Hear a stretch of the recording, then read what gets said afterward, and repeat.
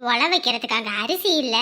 காலையில எந்திரிச்சோனையும் இந்த வீணா போனதுங்களை எடுத்து தூக்கிக்கிட்டு திரிகிறதே தான் இவனுக்கு பொழப்பு.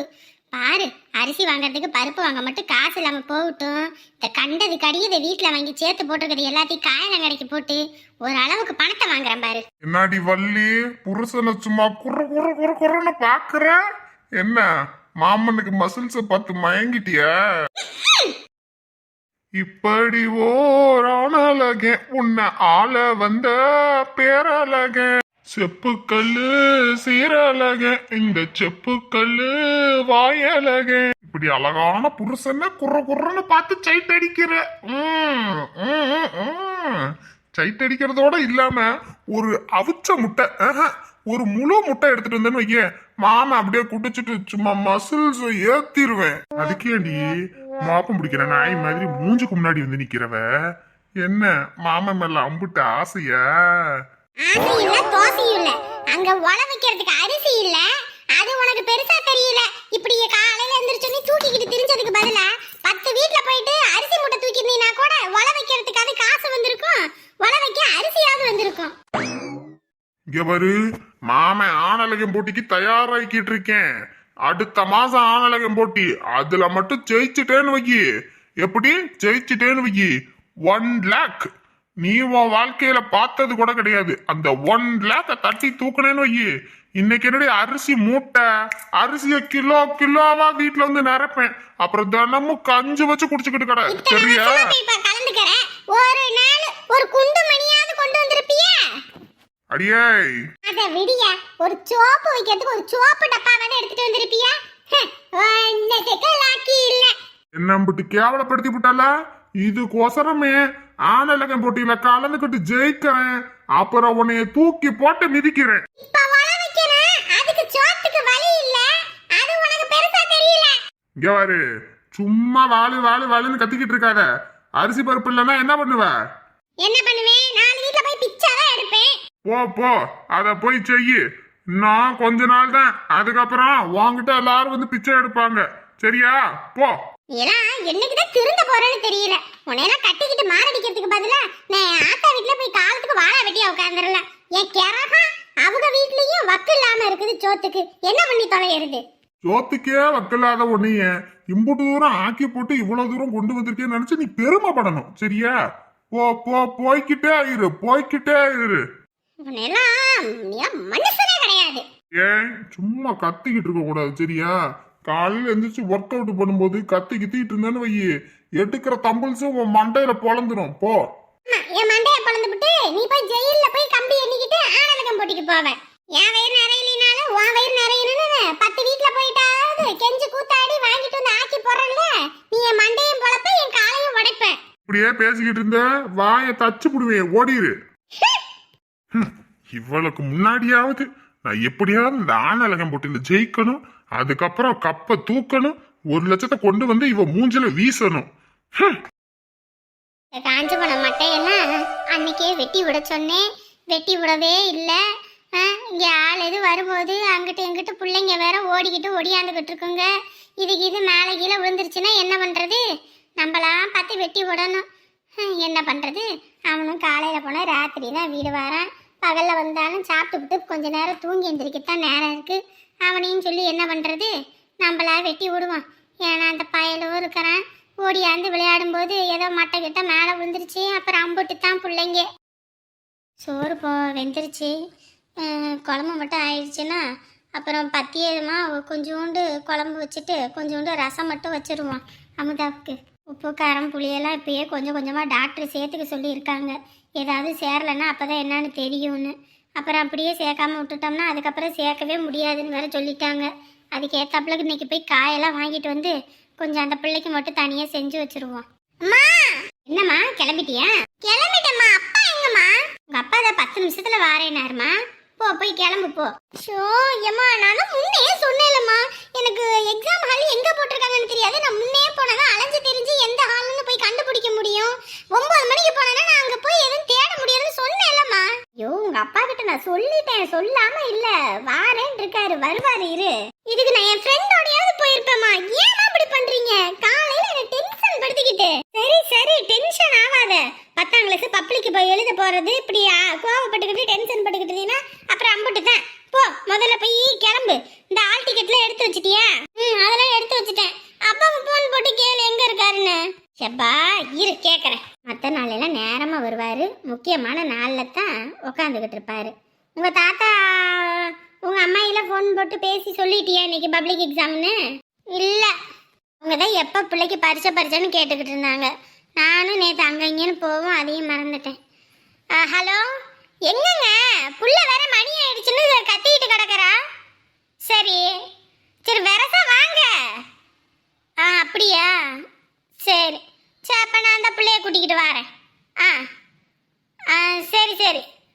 அப்படியா? சரிங்க. சரி நான் என்னன்னு பார்த்துக்கிறேங்க. அப்பா இன்னமும் சொன்னார், வராரா? ஃபோன் பண்ணடி, கிளம்புற நேரத்தில் ஒரு 10 பேர் டீ வேணும்ன்ட்டு வந்துட்டாங்க, அந்த டீ போட்டு கொடுத்துக்கிட்டு இருக்கேன் அப்படின்னாரு. அவரு இங்கே வரத்துக்கு மணியானாலும் ஆயிடும், அதனால பிள்ளைய கூட்டிக்கிட்டு நீ அங்கே வந்துரு, அப்படியே போயிடுவோன்னாரு. ஓ, இப்போ இங்கேருந்து அங்கே போய் அங்கேருந்து அங்கே போய் ஏமா இவன் இப்படி பண்ணுறீங்க? வண்டி எது இருந்தா கூட நானே கூட்டிட்டு போயிருவேண்டி. வண்டியும் இல்லை, பின்னாடி உங்க சித்தி இருப்பா, அவளும் ஏதோ ஊருக்கு போயிருப்பா போல இருக்கு. இல்லைன்னா உங்க சித்தப்பாட்ட கூட்டிட்டு போய் விட சொன்னா கூட விட்டுருவாரு. நான் என்ன பண்ணட்டும்? போ, எனக்கு என்ன வண்டியா ஓட்ட தெரியும்? இதுக்குதான் சொல்றது நீ வண்டி ஓட்டி கத்துக்கன்னு. ஆமா, மலைக்காட்டுல வாழ்ந்தவளுக்கு எங்க அங்கெல்லாம் வண்டி இருந்துச்சு ஓட்டி பழகிறதுக்கு. இங்க வந்து எனக்கு வெளியே வேலைக்கு போறதுக்கே நேரம் இல்லை, வீட்லயே வேலை நேரம் சரியா போயிருது. இதுல நான் வண்டி ஓட்டி வேற கத்துக்க போறேன். நீங்க தான் உங்க வயசுக்கு நீ வண்டி ஓட்டியெல்லாம் கத்துக்கணும். இப்படியே சொல்லிக்கிட்டு இருமா. உன் வயசுல உள்ளவங்க எல்லாம் என்னென்ன வேலை பாக்குறாங்க, நீ அடுப்பங்கரையிலே கடை. சரி சரி, நாங்க அடுப்பங்கரையில கிடக்குறோம், நீ போ முதல்ல போய் கிளம்பு. அண்ணி வாங்கம்மா. எந்திரிச்சிட்டியா? எந்திரிச்சிட்டோம். நீ எப்போ வந்தீங்க? நாங்க ராத்திரி வீட்டுக்கு வர்றதுக்கே 11:45 12 மணி ஆயிருச்சு. அப்படியா? வந்த நேரத்துக்கு என்ன எழுப்பியிருக்கலாம்ல? நீ வேற அசந்து தூங்கிட்டு இருந்த, பிள்ளைக்கு வேற 10வது பப்ளிக்கு வேற இல்லை. அந்த நேரத்தில் உங்களை எழுப்பிட்டு அதுக்கப்புறம் தூக்கம் கெட்டு போயிடும் அப்படின்ட்டு தான் சரின்ட்டு நான் உங்களை எழுப்பலை. அம்மா அப்பா எப்படி அண்ணி இருக்காங்க? எதுவும் பிரச்சனை இல்லைல்ல? அண்ணன் எங்க? அதெல்லாம் எந்த பிரச்சனையும் இல்லை. கடவுள் புண்ணியத்தில் நம்ம யாருக்கும் எந்த பாவமும் பண்ணது கிடையாது. தப்பு பண்ணுறவங்களுக்கே கடவுள் துணை இருக்கும்போது தப்பே பண்ணாத நமக்கு என்ன கடவுள் என்ன கையா விட்டுருவாரு? இன்ஸ்பெக்டர் முதல்ல முரண்டு பிடிச்சாரு, அதுக்கப்புறம் நம்மளோட நிலைமையை நம்ம சூழ்நிலையெல்லாம் எடுத்து சொன்னதுக்கப்புறம் அவர் புரிஞ்சுக்கிட்டு அவன் தான் ஏமாத்துக்காரன்னு தெரிஞ்சுக்கிட்டு அவனுக்கு ஒரு அறை விட்டு உள்ளே கூட்டிகிட்டு போயிட்டாங்க. அத்தையே ரிலீஸ் பண்ணிட்டாங்க. ஐயோ, இப்போதான் நீ நிம்மதியா இருக்கு. ஐயோ, எனக்கு நேத்தெல்லாம் ஒரே அழுகையான அழுகை. காலையில் என்னால் கண்ணே முழிக்க முடியல, எந்திரிக்கவும் முடியல. அதான் லேட் ஆகி போயிடுச்சு. நீ என்னைக்குடி நேரமா எந்திரிச்சிருக்க? இன்னைக்கு நேரமா எந்திரிக்கிறதுக்கு? அண்ணி பாத்தீங்களா ஓட்டுறீங்க? இல்ல உமா, நல்ல நாளே 7:30 மணிக்கு தான் எந்திரிப்ப. இன்னைக்கு என்ன சொல்லவா வேணும்? போங்க, நீ என்ன ஓட்டிக்கிட்டே இருக்கீங்க. அது சரி, அவரு வந்தாரு, அவர் என்ன சொன்னாங்க? உமா, நிஜமா சொன்னா காத்திருந்ததுக்கு நல்ல பரிசு தான் கடவுள் உனக்கு கொடுத்துருக்காரு. நான் கூட நேற்று ஐயோ இந்த தம்பியும் வேற வந்துட்டாரு, இந்த நேரத்துக்கு என்ன சொல்லுவாரோ எது சொல்லுவாரோன்னு நினைச்சேன். நல்ல மனுஷம்மா. நான் எப்பயுமே கடவுள்கிட்ட வேண்டது உங்கள் அண்ணன் மாதிரி அதே குணம் உள்ள பையன்தான் உனக்கும் புருஷனாக கிடைக்கணும், நம்ம குடும்பத்துக்கு மாப்பிள்ளையாக வரணும்னு வேண்டிக்கிட்டேன். அதே மாதிரி உங்கள் அண்ணன் குணம் வச்ச பையன்தான் அவர். நல்ல பையன்மா. நம்ம குடும்பத்துக்காக அங்கே வந்து நின்று நான் எதுவும் தப்பாக நினச்சிக்கல, உமாவுக்காக நான் இருப்பேன் அப்படி இப்படின்னு சொன்னார். நிஜமா நீ கொடுத்து வச்சவ தெரியுமா? அத்தை வெளியே தான் இருக்காங்க. இப்போ நான் அந்த சாப்பாடுலாம் அவளுக்கு டிஃபனில் எடுத்து வச்சுட்டு வரேன். சரிங்க நீ. நமக்கு பார்த்த மாப்பிள்ளையும் நல்லவர் தான் போல இருக்கு. புள்ள வேற பள்ளிக்கூடத்துக்கு கிளம்புறதுக்கு முன்னாடி அம்மா கிட்ட ஆசீர்வாதம் வாங்கிட்டு வர சொல்லு, திருநீர் வச்சு பிள்ளைய அனுப்பிவிட சொல்லுன்னு சொன்னார். நான் வேற மறந்துடுவேன். பிள்ளைக்கு டிஃபன் பாக்ஸை கட்டிட்டு கிளம்புற நேரத்தில் அத்தைக்கிட்ட திருநீர் வாங்கி வச்சுட்டு அப்புறம் பிள்ளைய கூட்டிகிட்டு போவோம். என்ன அண்ணன் முரட்டு தூக்கம் தூங்கிட்டு இருக்கா அப்படி? பேசாதுக்கு இந்த அண்ணன் மாதிரி கல்யாணம் பண்ணிக்காமல் இருந்துட்டா கூட பிரச்சனையே இல்லை போல இருக்கு. என் வீட்டில் இருக்கிற வரைக்கும் எனக்கு எந்த கவலையும் இல்லை. நான் நேரத்துக்கு எங்கள் அம்மா சோத்தை ஆக்கி போடும், நல்லா சாப்பிட்டுப்பிட்டு கிடப்போம். இவங்க என்ன கட்டின பாவத்துக்கு இவன் வைத்தியம் நிறைக்கணும், இவன் புள்ள வைத்தியம் நிறைக்கணும், நம்ம வைத்தியம் நிறைக்கணும்னு இப்படி ஒவ்வொரு வீட்டுக்கா பாத்திரத்தை தூக்கிட்டு போகிறதா இருக்கு.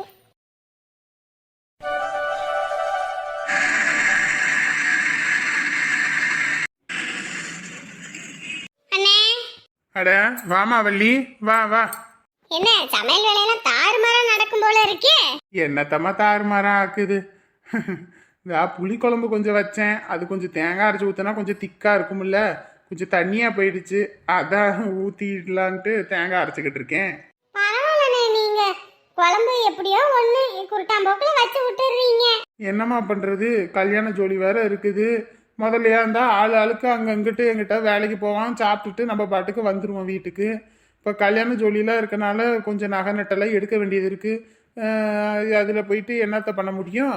கொஞ்சமாவது வீட்டில் ஆக்கி வச்சு சாப்பிட்டோம்னா தான் ஏதோ ஒன்று மிச்சம் பண்ணலாம் 10-5. பரவாயில்ல, மருமகளுக்கு எந்த கடனையும் வச்சிடக்கூடாதுன்னு இருக்கீங்க.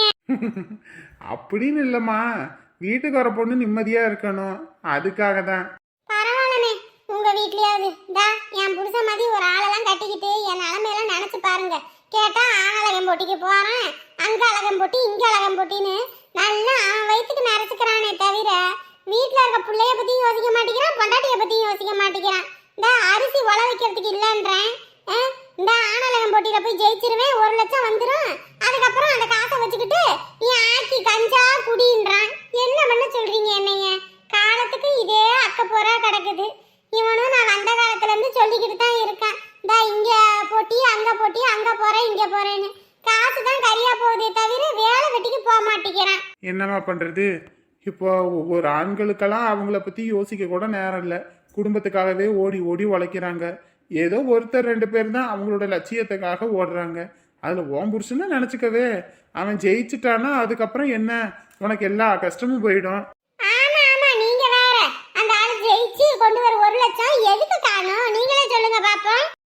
3 மாசத்து வாடகை பாக்கி இருக்குது, அதுவே ஒரு 15,000 பக்கம் வந்துடும்.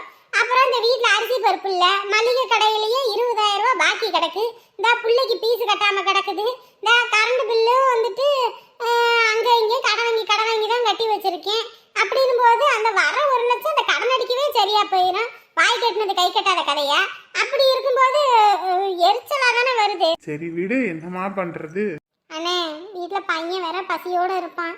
இந்த ஆளுகிட்ட காசு இருக்கான்னு கேட்டா காசே இல்லைன்றது. இன்னைக்கு ஒரு படி மட்டும் அரிசி கொடுங்கண்ணே. அதுக்கப்புறம் நான் இந்த வாரத்துல வேலைக்கு போய் கூலி வாங்கினோனையும் அந்த வீட்டுக்கு அரிசி வாங்கி போட்டுருவேன். அப்புறம் வேணா தாரேன். அப்படியா? சரி குடும்பம், நான் தரேன். அண்ணே, தப்பா எதுவும் எடுத்துக்காதீங்கண்ணே. அந்த மனுஷன் மட்டும் ஜெயிச்சு விட்டானா கொண்டு வந்து இறக்கிடுறேன். இதுல என்னம்மா இருக்குது? ஏற்கனவே நானே உங்ககிட்ட 20 கிலோவுக்கு மேல இந்த இப்ப தரேன் அப்ப தரேன்னு வாங்கிட்டேன். ஏதோ என்கிட்ட இருக்கிறதுனால கொடுக்குறேன், என்கிட்டயும் இல்லைன்னா என்ன பண்ணுவ? விடுமா விடு. என்னம்மா வள்ளி, என்ன பண்ணிட்டு இருக்க? வாங்கண்ணே, நல்ல தூக்கம் போல இருக்குது. வந்தது கூட தெரியாத அளவுக்கு தூங்கிட்டு இருந்தீங்க. ராத்திரி வந்து படுக்கிறதுக்கே மணி ஆகி போச்சுமா, அதான். எத்தனை மணிக்குப்பா வந்த? காலையில் எழுப்புவோன்னு பார்த்தேன், சரி எத்தனை மணிக்கு வந்தேன்னு தெரியலன்ட்டு தான் நானும் உன்னை எழுப்பவே இல்லை. 12 மணிக்கு பார்த்தேன், ஆள் வரலையே. வீட்டுக்கு வரதுக்கே 1:30 மணி 1:45 ஆகி போச்சுப்பா. தூரத்துக்குள்ளோட? ஆமாம் ஆமாம், ரொம்ப கொஞ்சம் தூரம் போக வேண்டியது. பா, கல்யாணம் ஆக போதியா? இனிமேல் இந்த லாங்குக்கெல்லாம் ஒன்றும் போக வேணாம் சரியா? இங்கே பக்கத்துலேயே லோடா பார்த்து ஓட்டு. லாங்குக்கெல்லாம் வேற யாரையாவது மாற்றி விடு சரியா? ஏன்பா, இதுக்கு முன்னாடி நாங்களாம் ஓட்ட தானே செஞ்சேன். சொன்னா புரிஞ்சுக்கோ. வீட்டுக்கு மருமக வரும்போது உங்கள்கிட்ட பேசணும் வைக்கணும்னு தோணும். நீ பாட்டுக்கு தூரத்துக்குன்னு லோடு ஓட்டிக்கிட்டு இருந்தீங்கன்னா அப்புறம் அந்த பொண்ணு மனசுல என்ன தோணும்? தனியா இருக்குன்னு தோணாதா? ஆ சரி சரி, நான் போய் குளிச்சுட்டு வரேன். பரவாயில்லண்ணே, அண்ணனாவது வரப்போற பொண்டாட்டியை நல்லா வச்சுக்கணும்னு உழைக்கிறது. என் வீட்டுல இருக்க மனுஷன் ஒன்னுதுக்கும் துப்பு இல்லாம இருக்கிறது. சரிம்மா, டா கொண்டு போ. 20 கிலோனே இதோட சேர்த்து தந்துடுறேன். சரிம்மா சரிம்மா. நீங்களும் இல்லைன்னா என் நிலைமை எல்லாம் கவலை கிடந்தா. அத்தை, இந்தாங்க உங்க பேத்திக்கு திருநீரை வச்சு விடுங்க. அப்படியா? பப்ளிக்கு பரீட்சைக்கு கிளம்பியாச்சா? ஆமா அத்தை, இந்த அவர் வேற வாரேனாரு, இன்னும் வரல. அங்க வேற ஆள் வந்துகிட்டே இருக்காங்கனாரு. அதான் பிள்ளைய கூட்டிகிட்டு போய் டீ கடையில் விட்டு அவர் வண்டியில கூட்டிட்டு போயிடுவாரு. சரி சரி. அப்பனே கருப்பா, உன்னைய தாயா நம்பி இருக்கு இந்த புள்ள. உன் பிள்ளைய நீ தான் நல்வழி காட்டி படிக்க வச்சு பெரிய ஆளாக ஆக்கணும். இந்த குடும்பத்தில் ஒருத்தரும் படிக்கலை, எல்லாரும் முட்டாளுகளாக ஆகிப்போச்சு. அதுக்கேற்ற கஷ்டத்தையும் அனுபவிச்சாச்சு. என் வீட்டு குட்டி பப்ளிக்கு பரீட்சை எழுத போகிறான். அவள் எப்படியாவது நல்லபடியாக படித்து நல்ல பரீட்சை எழுதி நல்ல மார்க் எடுத்து நல்ல வேலைக்கு போகணும். இதாயா அருள் புரியணும். நம்ம குலசாமி உனக்கு துணை இருக்கும். நல்லபடியாக பரீட்சை எழுதி வரணும். அப்பாய் காலில் விழுந்து ஆசீர்வாதம் வாங்க. நல்லா இருக்கணும் நல்லா இருக்கணும். என் வீட்டு குமரி நல்லா படிச்சு நல்ல நிலைமைக்கு வரணும். சரிங்க அத்தை, பிள்ளைய கூட்டிட்டு போய் விட்டுட்டு வந்துடுறேன். சரிம்மா, பார்த்து போயிட்டு வா. இதா என்னடி சின்ன விட கணக்கா என்ன பண்ணிக்கிட்டு இருக்கவ? அம்மா நேற்று உன்னை போலீஸ் கூட்டிட்டு போனோன்னு எனக்கு உயிரே இல்லை தெரியுமா? உன்னை பார்த்தோன்னு இந்தம்மா உயிரே வந்துச்சு. உன்னை பார்த்தோன்னே ஓடி வந்து கட்டி பிடிச்சிக்கணும்னு தோணுச்சு. பாப்பா வேற பள்ளிக்கூடத்துக்கு வேற போகிற பரீட்சை எழுத. இதெல்லாம் தெரிஞ்சவ வருத்தப்படுவான்னு தான் நான் எதுவுமே சொல்லலை. அடிச்சாங்களாம்மா உன்னைய? உங்க ஆத்தால அப்படி என்ன அடிச்சிருவாங்களா? அதெல்லாம் என்ன ஒன்றும் அடிக்கல, நீ வருத்தப்படாத சரியா? அம்மாவுக்கு ஒன்றும் இல்லை. உண்மையை சொல்லுமா, நீ போய் சொல்லுவ. சின்ன பிள்ளைன்னு உனக்கு நினப்படி இன்னம்மா. என்னையெல்லாம் அடிக்காங்களா? அதுவும் இல்லாமல் நான் வயசில் மூத்தாளு, என்னையெல்லாம் அடிக்க முடியல, ஒன்றும் இல்லை. நீ வேற வீட்டில் தினந்தோறும் நீ என்னை திட்டிக்கிட்டே கிடப்ப. நீ இல்லாமல் என்னை திட்ட கூட ஆள் இல்லை தெரியுமா? எனக்கு அழுகையா வந்துருச்சு. அம்பிட்டு தானே திட்ட ஆளுன்னு தான் அழுதியா? அத்தை அம்மா வந்துட்டேன்ல, இனி தினமும் உன்னை திட்டுறேன் போதுமா? அன்புள்ள